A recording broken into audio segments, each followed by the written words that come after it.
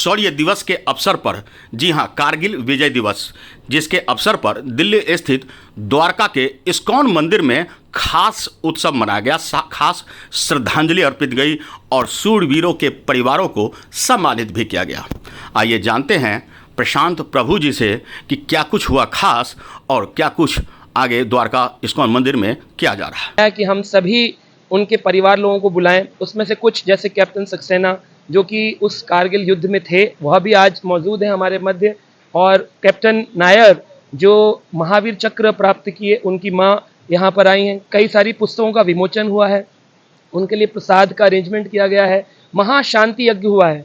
शांति उन सभी जीवात्माओं को जिन्होंने शरीर त्यागा, उनके लिए, और उनके परिवार के लोग जो निर्बल हो गए हैं, उनको बल प्रदान करने के लिए यह कार्य किया गया है, ताकि उन सभी वीरों के परिवार को एक सुस्पष्ट बल प्राप्त हो और भगवान की कृपा प्राप्त हो, उनके जीवन में शांति हो। और जिन वीरों ने बलिदान दिया है, जैसे बलि राजा ने वामन देव भगवान के शरणागति में अपना सर्वस्व न्यौछावर किया था, तो सर्वस्व शब्द का अर्थ है सर्व, अपना सब कुछ, और स्वयं को भी अर्पित किया है। तो जिन लोगों ने स्वयं को भी अर्पित कर दिया है, उसी को बलिदान, बलि राजा के दान से शब्द आया है बलिदान। उन बलिदान वीरों को आज स्मरण किया जा रहा है, उनके लिए महाशांति यज्ञ हुआ है, प्रसाद किया गया है।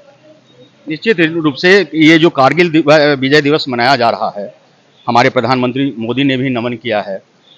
आज क्या क्या खास कार्यक्रम आयोजित किए गए? उनका स्वागत हुआ है, उनको महाआरती करवाई गई है, उनके परिवार के लिए महायज्ञ किया गया है, उनके हाथ से भगवान को माला अर्पित और भोग अर्पित करवाए गए हैं, और अंत में उन सभी लोगों को गीता का उपदेश, उनके अनुभव और साथ में महाप्रसाद उन सभी के लिए दिया गया है।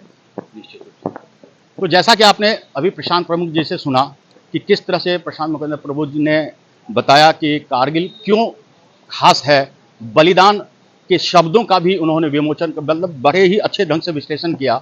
बलि द्वारा दिया गया सबसे बड़ा दान की वजह से यह शब्द का निर्माण हुआ, और ऐसे ही बलिदान करने वाले जो शरीर का बलिदान कर रहे हैं, अपने शौर्य का बलिदान कर इस देश को बचा रहे हैं, रक्षा कर रहे हैं, ऐसे बलिदान शूरवीरों का अगर हम आज नमन करते हैं, याद करते हैं, श्रद्धा सुमन अर्पित करते हैं, तो निश्चित रूप से कहीं ना कहीं ऐसे शूरवीरों के लिए प्रेरणा का स्रोत भी बनेगा। बने रहिए हमारे साथ और करेंगे देश की बात सच के साथ। और मैं कारगिल का एक योद्धा हूँ, जो मैंने 3 अटैक लीड किए थे, जिसमें टोलोलिंग एक बड़ा अटैक था, और उसके बाद हम और 3 पिंपल्स का इंडियन आर्मी का सबसे भयंकर अटैक था, जिसमें 3 अधिकारियों ने वीरगति प्राप्त की थी। उसी अटैक में दुश्मन के आर्टिलरी के गोले से मेरी बहुत बड़ी हानि हुई थी और मेरा पूरा बायां हाथ निकल गया था, पैरों में बहुत गंभीर चोट लगी थी, बट इतना ब्लड लगातार पानी की तरह बह रहा था, फिर भी उस पल पे हम रुक नहीं सकते थे और हमने वो युद्ध जारी रखा था, और लास्ट में तिरंगा फहराया था उन चोटियों पे। लेकिन आज हम एक इस्कॉन मंदिर पे 25वीं वर्षगांठ मना रहे हैं कारगिल विजय की, तो मैं अपने उन साथियों को, हमने जीत हासिल की थी, बट बहुत बड़ी उसके लिए हमने बलिदान दिया था, बहुत बड़ी कॉस्ट अदा की थी, और वो था उन 527 लोगों की शहादत, उनकी कुर्बानी, उनकी वीरगति, और लगभग 1000 से ज़्यादा लोग थे जिन्होंने अपना खून बहाया था और अपने अंग खो दिए थे उस लड़ाई में। तो आज 25 साल बाद कैसे हम उनकी शांति के लिए, उनकी आत्मा की शांति के लिए जो एक कदम इस्कॉन मंदिर ने उठाया है, मैं उसके लिए बहुत बहुत उनका धन्यवाद करना चाहता हूँ, क्योंकि हम हमेशा अपने दोस्तों की कमी फील करते हैं, लेकिन आज अगर हम उन एक परिवार की तरह उनके साथ बैठे और उनका नमन किया, उनकी प्रार्थना की, तो वो एक बहुत बड़ी बात है। और खाली इसी समय नहीं, ये भगवत गीता हमारे साथ तब भी थी जब हम टोलोलिंग के भयंकर अटैक के लिए जा रहे थे और हमें नहीं पता था कि हम वापस आएंगे या नहीं आएंगे। तो कैसे अपने मन पे संयम करें, कैसे हम अपने जो बाकी साथी हैं उनको प्रेरित करें कि हम इस धर्म युद्ध के लिए आगे बढ़ना है, चाहे इसमें हमारी जान चली जाए।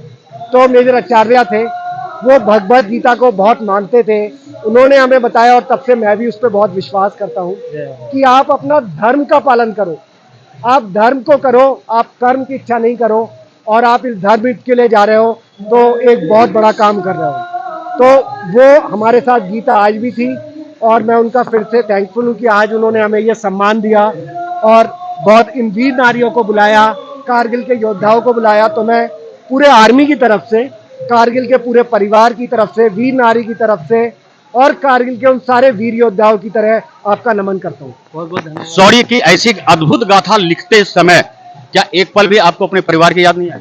परिवार की बहुत याद आई थी और हम भी एक ह्यूमन बीइंग है, और अगर कोई बोलता है कि हमारे अंदर वो भय नहीं है, हमें अपने परिवार की याद नहीं आती, तो वो गलत है। हमें वो परिवार की याद आई थी, लेकिन कई बार अपना धर्म अपने परिवार से ऊपर होता है।